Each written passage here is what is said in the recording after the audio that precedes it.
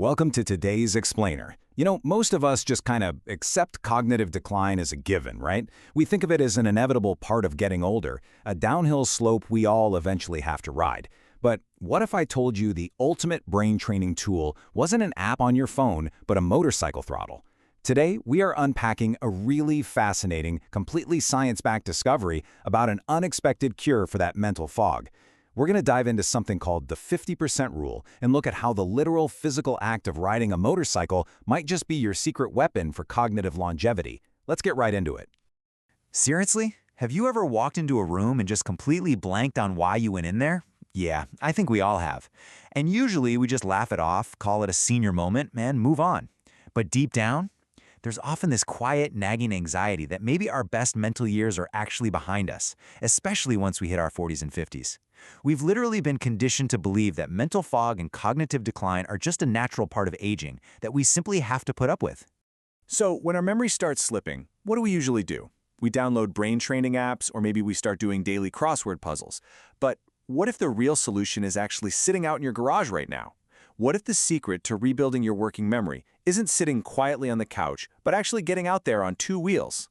Which brings us to Section 1, the Tokyo University experiment and Dr. Ryuta Kawashima's discovery. Back in 2009, a landmark study came out of Tokyo University, led by Dr. Kawashima. And he isn't just any random scientist. He is the legendary neuroscientist behind the massive Brain H video game franchise. The guy has basically dedicated his entire career to figuring out exactly how to keep human brains sharp. And what he discovered about motorcycles changed everything.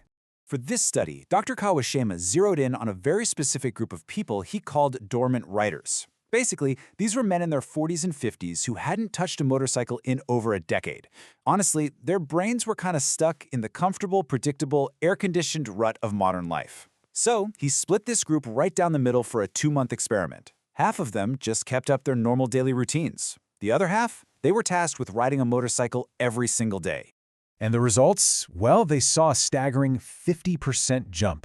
Yeah, 50. After just 2 months in tests specifically measuring sequential reasoning and working memory, the guys who started riding daily saw their scores shoot up by more than 50%. That is mind-blowing. We're not talking about some tiny margin of error bump here. This was a massive, fundamental revitalization of their actual cognitive abilities. In fact, these results were so dramatic that scientific reviewers initially refused to believe the data. They literally wouldn't accept it at first.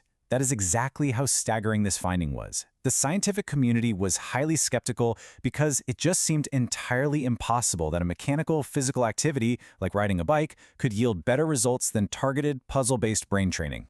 But the data held up. And the crazy thing is, it wasn't just working memory that saw this massive boost. Their spatial reasoning got significantly better. Their processing speed, which is basically how fast your brain can ingest and analyze new information, went way up. Plus, their overall ability to concentrate absolutely skyrocketed. So this wasn't just a slight memory upgrade. It was a comprehensive, total brain reboot happening after just 2 months back in the saddle. Okay, moving on to Section 2, the science of the ride, and exactly why two wheels rewire your mind. We've seen the incredible data from the experiment, but how does this actually work? Well, to figure out why you get this massive cognitive boost, we have to look at a biological mechanism called neuroplasticity. Let's break down what's actually going on inside your helmet. Think about driving a modern car for a second. You are essentially operating in screensaver mode. You just sit back, the car completely handles the stability, it keeps the climate perfectly regulated, you probably throw on cruise control. It's a super passive, disconnected experience. But on a motorcycle, there is no screensaver mode. You are the stability system. The intense, highly active focus required to just stay upright completely flips the script on how your brain operates.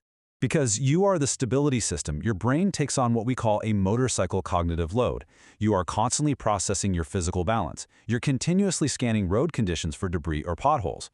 You're actively managing manual gear changes. And you're analyzing complex traffic patterns without the safety net of a steel cage around you.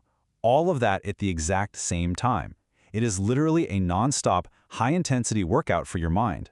And all of that multitasking directly hits your brain's anatomy, specifically the prefrontal cortex. Think of this as the command center of your brain, the part that handles higher-level decision-making and memory. Because you're constantly juggling that intense cognitive load we just talked about, your prefrontal cortex has to kick into absolute overdrive. It lights up like a Christmas tree, intensely firing up areas of your brain that usually just go dormant during a standard boring car commute. But wait, it gets better. The science shows this goes much deeper than just a temporary spark of electrical activity. There's a profound biological change taking place. The studies showed marked increases in a protein called BDNF. Now, BDNF literally helps grow new neurons and forge fresh neural pathways in your brain. So grounding this in biology proves something absolutely astonishing. When you ride, you aren't just feeling sharper temporarily. Thanks to neuroplasticity fueled by BDNF, your brain is actually physically rebuilding itself with every curve you lean into. Which leads us perfectly into Section 3, building a cognitive reserve, or creating your mental safety net. This is the ultimate life-changing takeaway from the 50% rule. Like we talked about at the beginning, we've all been taught that losing our mental edge is just an inevitable part of aging. But Dr. Kawashima's research completely flips that narrative. By consistently challenging your brain with a high-engagement activity like writing, you are proactively banking brain power to protect yourself against that decline. And here's why this matters so much for you. Even when the kickstand is down and the bike is parked, the skills you build on the motorcycle transfer directly into your daily life. The benefits don't magically stay on the pavement. That lightning-fast decision-making, that elevated spatial awareness, the razor-sharp focus you need to ride safely, all of that stays with you. You aren't just becoming a better rider, you are fundamentally becoming a sharper, clearer thinker in literally everything you do. The simple truth is, your brain was built for motion, not for apps. If you've been feeling that mental fog creeping in lately, spending another 20 minutes scrolling on your phone or playing a digital Sudoku puzzle probably isn't the answer. Real, tangible, physical engagement is the ultimate brain training tool. It's time to stop scrolling and start moving, you know?